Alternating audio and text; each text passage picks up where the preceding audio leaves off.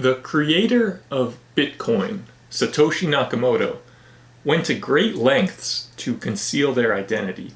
Many articles have been written on who Satoshi might be. And at the top of most lists is a man by the name of Harold Thomas Finney, better known as Hal Finney.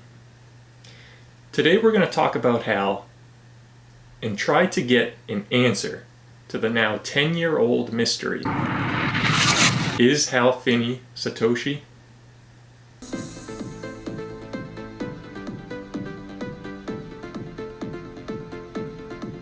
The groundbreaking Bitcoin white paper introduced the world to cryptocurrency, and the impact it has had is incredible. I doubt Satoshi could have predicted all of the infrastructure, advances in tech, and politics surrounding Bitcoin. And yet somehow Satoshi understood the significance of the project.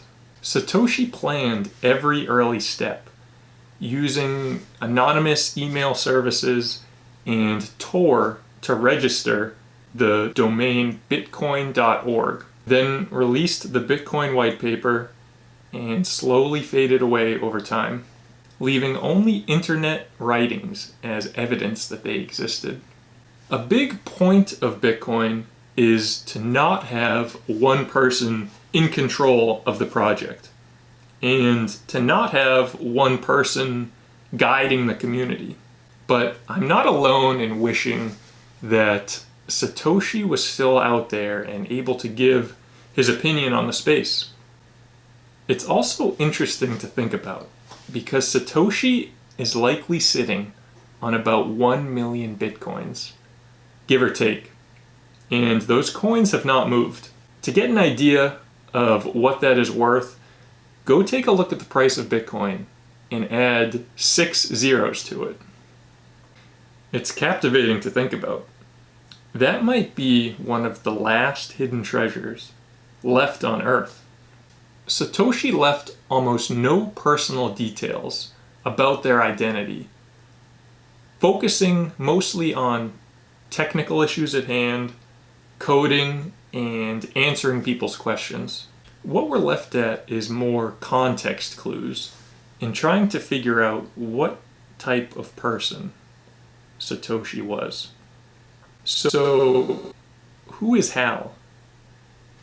Hal Finney was a computer programmer and cryptographer from sunny California here in the United States.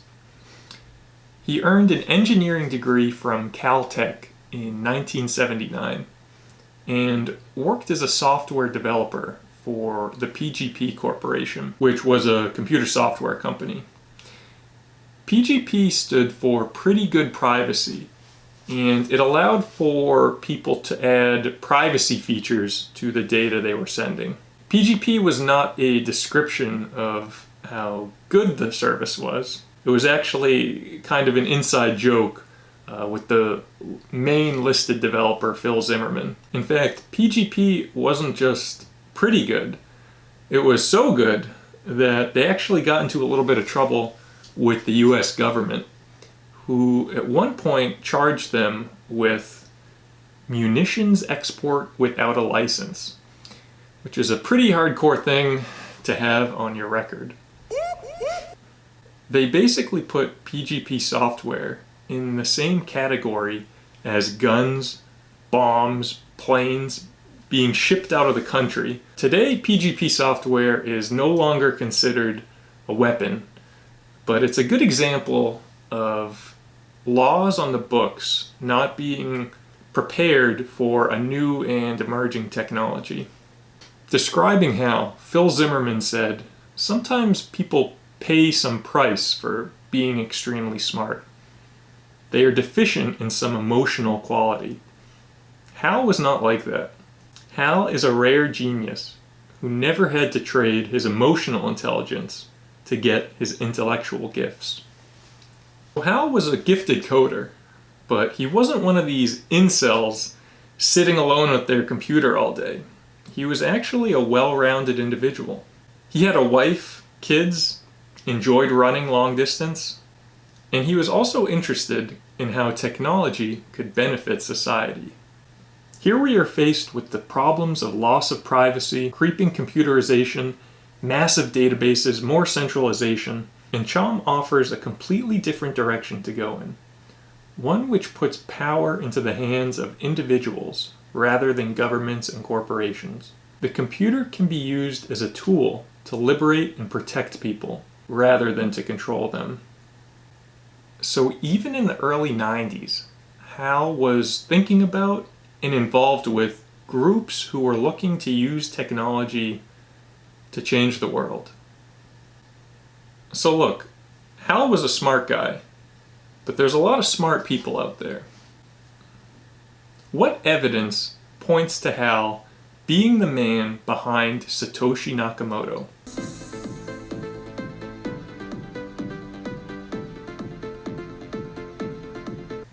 For one, let's look at his Twitter. He was one of the early adopters of Twitter, and while he shared some of his more mundane activities, one post in particular stands out. This is one of the first instances of Bitcoin spoken about on the internet. In fact, it's only days after Satoshi initially posted the white paper online. Now, in some ways, this makes sense. Hal had knowledge with public key cryptography, given his work experience, and he clearly was paying attention to developments with digital money, as he'd been involved for over a decade with groups like the cypherpunks. It's hard not to think that Hal wasn't involved with Satoshi on some level. He was there from the very beginning. For God's sakes, the man was the first person to ever receive a Bitcoin transaction, when Satoshi sent 10 Bitcoins to him as a test. And one of the most bizarre pieces of evidence was that living 1.6 miles away from Hal, from his home in California, lived a computer engineer named Dorian Satoshi Nakamoto. Birth name Satoshi Nakamoto. What are the chances that the first person to receive a Bitcoin transaction practically lives down the road from a man named Satoshi Nakamoto? People have had a hard time finding a connection between these two men, but it's reasonable to think that Hal could have heard that name or bumped into him at some point, maybe even subconsciously remembering the name. Now, this guy Dorian, a Japanese American, was also thought to be the creator of Bitcoin when a Newsweek story outed him. But it became pretty clear he had no idea what Bitcoin was or why these journalists started to stalk him. In fact, I hate to laugh. This guy's life really was turned upside down because of this, but this picture is pretty funny. I think after the fact, he tried to spin it and started attending these Bitcoin conventions, kind of like how Tommy Wiseau shows up to showings of The Room and acts like he knows what's going on. By all accounts, Hal was a very active person. However, one day he started to fatigue very quickly. He started to slur his words, and he started to experience strange tingling sensations. His wife was able to remember when he appeared to lose coordination in his right hand. In 2009, his doctor diagnosed him with ALS. ALS is a degenerative disease that does horrors to your body, weakening your motor skills slowly over time to the point of respiratory failure. The Ice Bucket Challenge from a few years ago was obviously to support ALS, and it's just a terrible, terrible disease. Hal passed away on August 28th of 2014, so we can never really know Hal's thoughts on Bitcoin as we know it today. The reason I bring this up is because Satoshi stopped posting in 2010, at least publicly. He still communicated with a few close individuals, but even that faded away over the next year. Because of this, some people have theorized that Satoshi may be dead. That would explain why the coins have never moved. And if that's the case, the timeline matches up with Hal.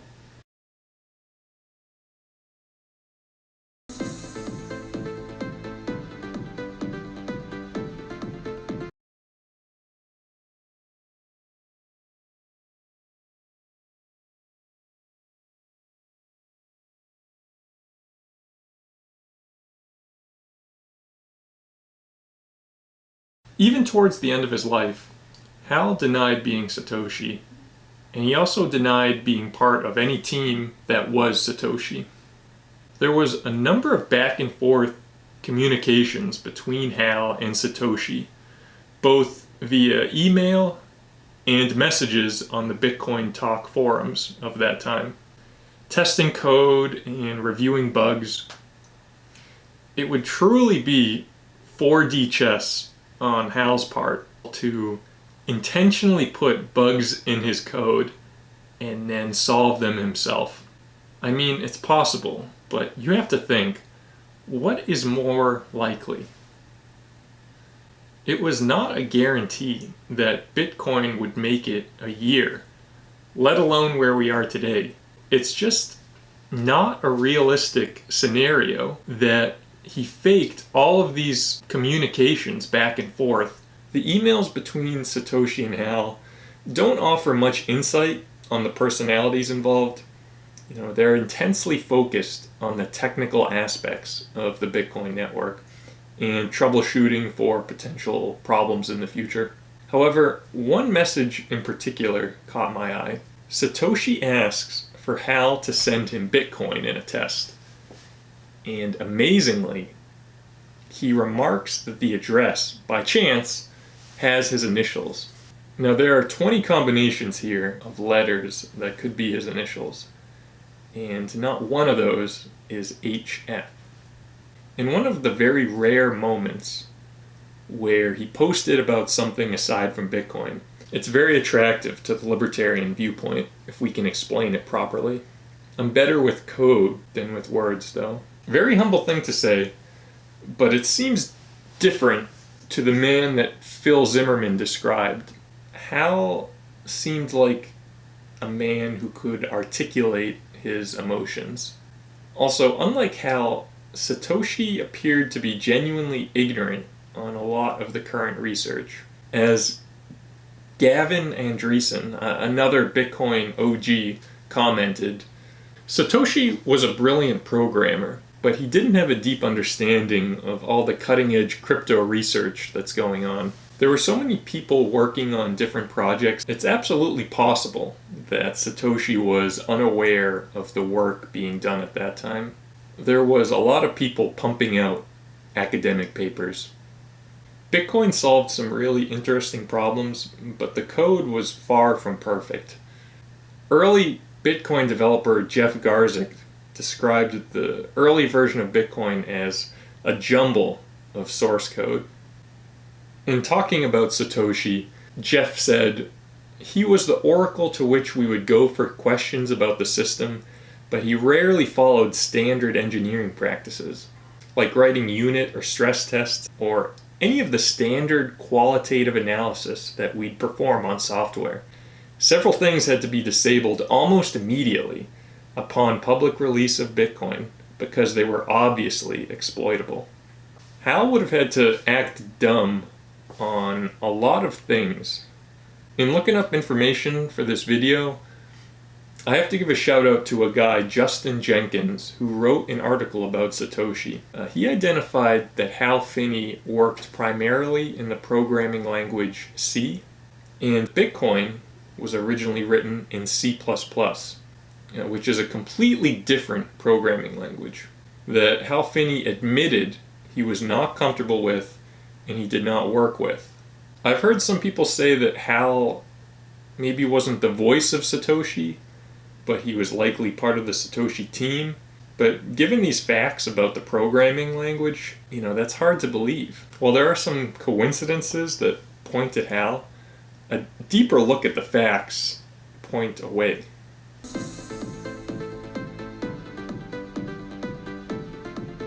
Reportedly, most of the Bitcoin Hal mined in the early days were sold to pay medical bills at a market price of around $100. One of the last decisions he made was to be cryogenically frozen.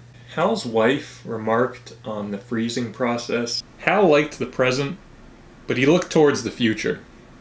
He wanted to be there, and this is his way to get there.